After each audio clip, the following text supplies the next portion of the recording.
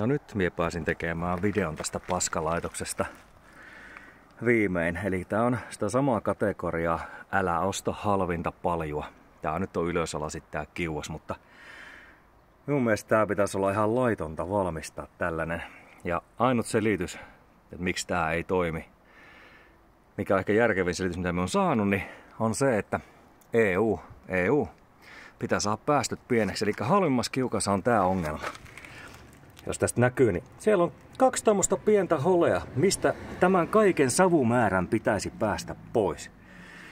No kappas keppos, no miten siitä käykään? Niin sehän tulee tästä yläreunasta kaikki sinne saunaan. Sauna on musta, useimmiten sieltä näe koko kiuasta. Ja jos haluat saada löylyt, niin ei muuta kuin märkä pyyhen naamalle, ettei kirvele silmät ja pystyt vähän hengittämään. Että onko tää nyt kovin tervettä?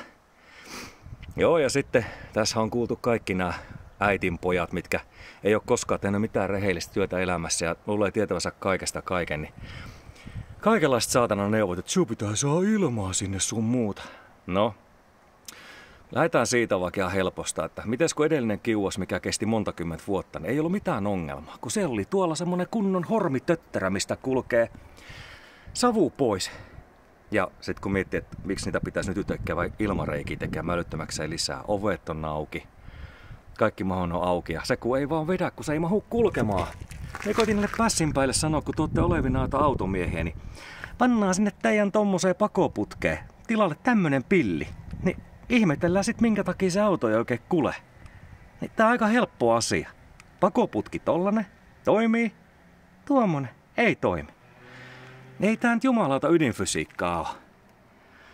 Että ne tyypit voi jatkaa sitä kaljan kittaamista ja pitää turpansa kiinni. Mut älkää ostako. Niitä sanotaan ainakaan 2 halvinta kiuasta.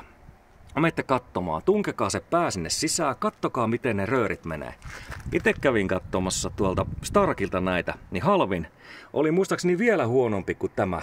Ja sitten tästä seuraava malli, niin siellä oli jo isompi tässä ja sitten oli pienet tossa sivuilla. No seuraava kalliimpi malli. Tää oli tää sivu ihan kokonaan, kumpikin sivu oli jo ilmaotto.